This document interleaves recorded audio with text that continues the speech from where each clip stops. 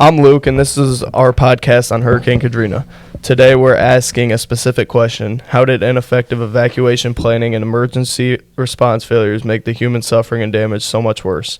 I'm joined by my co-host, Nathan. What's up, I'm Nate. Nick. Hi, I'm Nick. And Carlos. Hello. In this episode, we're going to argue that Katrina just wasn't a natural disaster. It was also a man-made failure. Poor evacuation plans, slow and disorganized rescue efforts, and miscommunication at every level trap people in danger and increase the suffering. Segment 1, setting the scene. First, we need to understand what happened. Hurricane Katrina hit the Gulf Coast in late August 2005. The storm itself was powerful, but for New Orleans, the worst destruction came when the levees failed and the water flooded about 80% of the city. Yeah, and this was not totally unexpected. Experts have been warning for years that New Orleans was vulnerable because it sits below sea level and depends on levees and pumps to stay dry. There were also warnings days before landfall that Katrina could be catastrophic. But even with all those warnings, tens of thousands of people were still in the city when the storm hit. A lot of them didn't have cars, money, or anywhere to go. So right away, we see the first major issue, evacuation planning that didn't work for everyone. And the failures is more important to our argument. Even if the evacuation plan leaves the most vulnerable people out behind, like the poor, the elderly, and the people with disabilities, then it is not really an effective plan. So we're going to break this down into two big parts. First, how evacuation plans failed, and second, how emergency response failures after the storm made everything worse. Segment 2, evacuation planning failures. Let's start with evacuation. On paper, officials told people to leave. In reality, a huge number of residents couldn't. One key problem was that the city's evacuation plan depended heavily on people having their own cars. But in New Orleans, a big percentage of residents didn't have vehicles or enough money for gas, hotels, or even long-distance travel. Many low-income families and elderly people were basically told evacuate without being given a way to do it.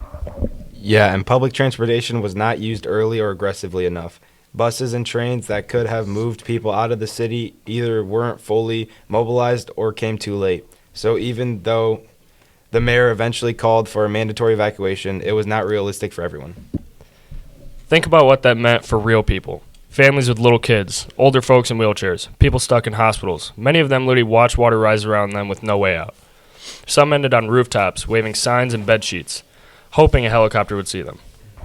So just for the evacuation side, we can already see ineffective planning directly increase the number of people trapped in danger. That set the stage for massive suffering. Segment 3, emergency response failures. The second part of our argument is about emergency responders. What happened after the storm and then the flooding? We've all seen pictures of people standing on rooftops, stuck on highway overpasses, and crowded inside the Superdome or convention center. But what made it worse was how slow and disorganized the rescue efforts were. There were serious communication breakdowns between city officials, the state government, and the federal government. Some agencies didn't know how bad things were because information wasn't being shared clearly. Others argued over who was in charge. While they were fighting that out, people were running out of food, water, and medicine. The federal agency, FEMA, which is supposed to lead disaster response, was heavily criticized. Supplies and rescue teams were delayed. Some help actually got stuck outside the city due to confusion and red tape. So even when help existed, it wasn't reaching people who needed it fast enough. Imagine being there. No power, no clean water, the smell of sewage and garbage, people crying, shouting for help, and no idea when or if anyone is coming. That kind of trauma doesn't go away easily. Segment 4, how these failures increase suffering and damage. Now, we can connect this back to our thesis. How exactly did these failures increase the scale of human suffering and damage? First, more people stayed in harm's way because evacuation was incomplete and unequal. That meant more deaths, more injuries, and more people needing rescue once the levees broke. Second, the slow and chaotic emergency response meant that the people who were trapped had to endure dangerous conditions for days. That led to more dehydration, more illness, and more mental trauma.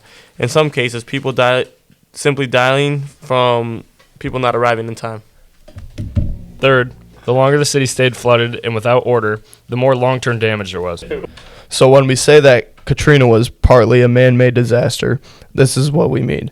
The storm was natural, but the scale of suffering, how many people were trapped, how long they suffered, how much was lost, was made much more worse by human decisions, weak planning, and failed systems. Segment 5, counter-arguments and responses. Some people argue that because Hurricane Katrina was such a powerful storm, nothing could have prevented the disaster. How do we respond to that? We're not saying the disaster could have been completely avoided. A storm that strong will always cause damage, but our argument is that better planning and response could have reduced how bad it was. Fewer people would have been left behind, and faster, more organized help could have saved lives and reduced suffering. Another point people raise is that individuals have responsibilities to evacuate. That's true. But it ignores how many people didn't have the means to leave.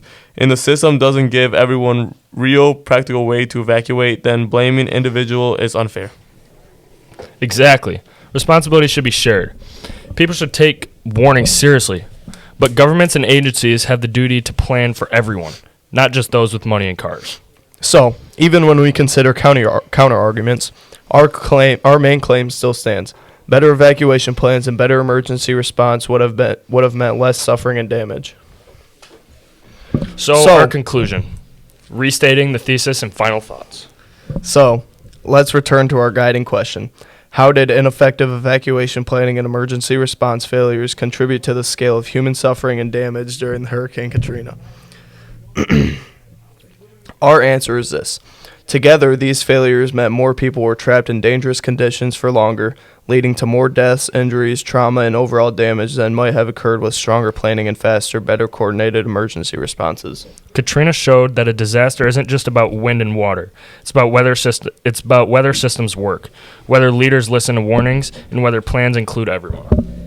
It also showed how much inequality matters. The people with the fewest resources suffered the most, both during and after the storm.